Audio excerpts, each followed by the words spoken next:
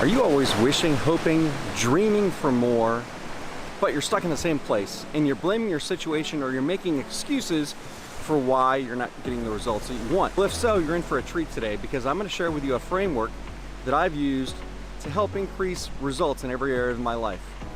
And if you stay to the end, I'm going to share with you the one critical and often overlooked ingredient that's going to help you hit the bullseye every single time. So what do you say? Let's dive in.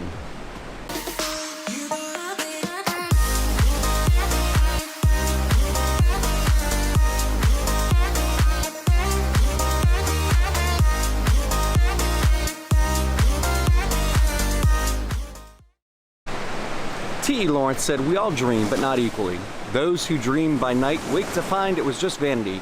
But those who dream by day are dangerous, for they may act on their dream with open eyes to make it possible." All right, let's talk about dreams. People dream, but are they productive dreams? Dreaming with your eyes open, as T.E. Eliot said, is dangerous. Why is it dangerous? Because you can turn those into reality if you know how. So I'm going to teach you how. Today I'm in Maui, Hawaii, and this is a great place to come to dream. It helps get me out of my rut and focused on what I could do to better myself. Location is the first thing that, if you want to cultivate your dreams in the daytime, go to a place that's quiet, that's away from your normal day-to-day routine, where you can actually focus on your dream. Take some paper with you, and you want to jot some things down. Getting out of your element is super important. Make it intentional. Plan. Everyone can plan a drive or a short trip in your neighborhood to get away. Go to a walking trail, a hiking trail, find a scenic overlook, and just sit and relax. Let your mind open up to the possibilities of what you can do and what you want to do. The next important thing that you need to do is to take notes. You want to be able to refer back to some of these things that you come up with and jot down all your ideas. Nothing's off limits, nothing's too crazy. You want to take notes whenever you're going and doing your dreaming and your planning. I like to use the Rocketbook Panda Planner for all my goal setting and planning. It's a cloud connected notebook. You can find the link here to go get one. I'm an all digital person. I don't have any paper in my life if I can help it. But this is the best of both worlds, because it allows me to have the flexibility of paper. I can take it, fold it up, put it with me anywhere I want, write down my ideas as they come, and then refer back to them later and catalog them. And next, you want to evaluate. You want to evaluate every area of your life. When you're looking back and trying to figure out what you want to do to go forward, evaluate your family, evaluate your relationships, your health, your physical health, your spiritual health, your mental health. Evaluate your wealth. Where are you right now compared to where you want to be? Jot down not only where you are, but where you want to be. This is so important.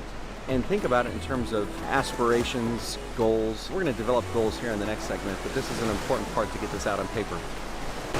Now that you've got it all down on paper, what you want to do is prioritize.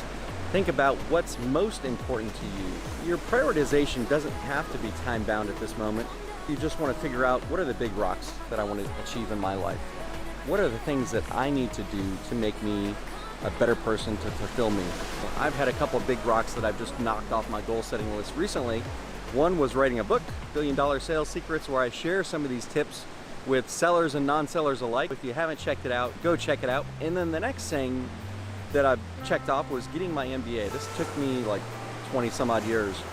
I had started it a long time ago, but then I had stopped due to a family emergency situation, and I picked it back up, and I'm so glad I did. What are your big rocks though? Think about what are the things that you want to do and have been yearning to do for a long time. Write those down. Those might be your big priorities that you want to focus on. They may not be easy, they may span multiple years, but they're so worth it, and you need to put those down. Nothing's off limits here. If you can't dream it, you can't do it. There are some other tips that I'll be sharing with you in the future of how to make these a reality, but you may have seen or heard people who have dream boards. This is really just taking the symbology of what's in your head and putting it down on paper where you can see it and reflect on it every day. Dream boards are powerful, and I'll share with you in an upcoming segment on how to make your own dream board. All right, let's talk about goal setting. I like to follow a process for goal setting, and that's specific, measurable, actionable, realistic, and time-bound. Some of the criteria for good goals are specific. When you think of a goal, don't just say, hey, I want to be rich next year, because it's not specific enough. Make it specific though, and say, I want to earn $1 million over the next 18 months. If you do that, and if you think about it in great detail, you'll have a greater likelihood of hitting there. You also want your goals to be measurable.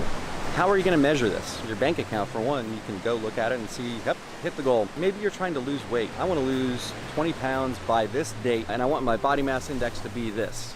That's a very specific and measurable goal. You can step on a scale and check out and see if it's true or not.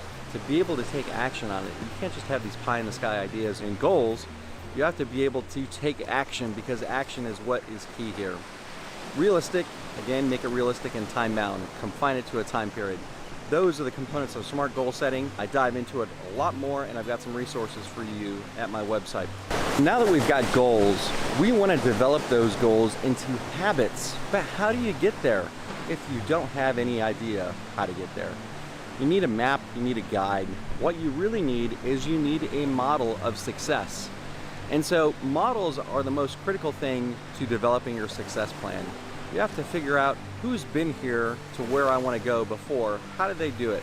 If you're not reading, if you're not filling your mind with good stuff, you're never going to figure this out. You're going to be walking around aimlessly. But you need to find good models of people who have done this before. Now, models can be mentors that you pay for their time. They can be books that you read. It's someone or something sharing with you the information that you need. Think of it this way. Think of a master chef who has a dish that you absolutely love, and you want to get the recipe for it. The recipe is the model. Now, the recipe alone might not get you there. You might have to spend time with a chef learning new techniques or learning how to develop this dish into the perfect dish that you want. That's where this model comes into play. The model is the recipe. The model is the chef themselves. Maybe they're mentoring you on how to make this. You can find good models everywhere you look. Just start asking people.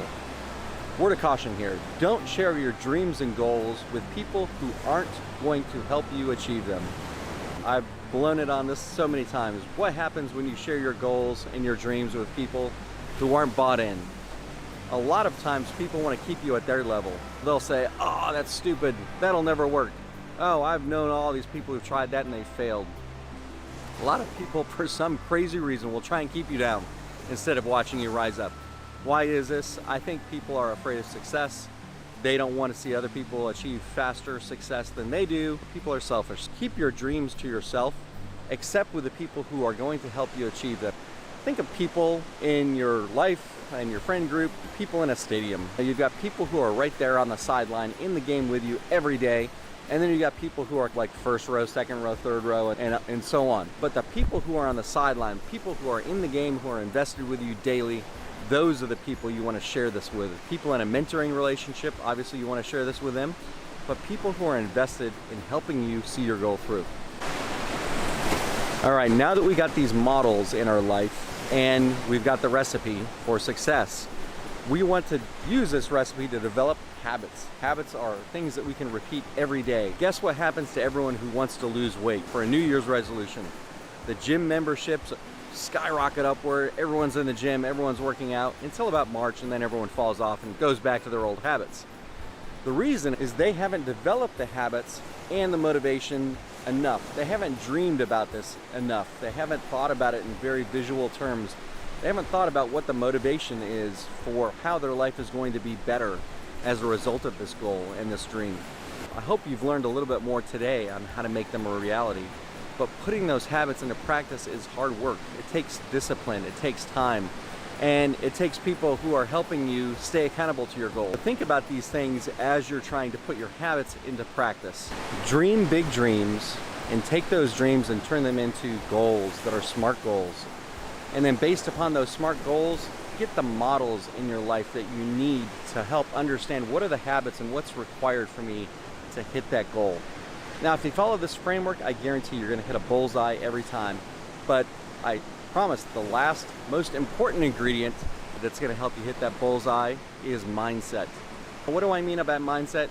Mindset is either keeping you back or it's propelling you forward.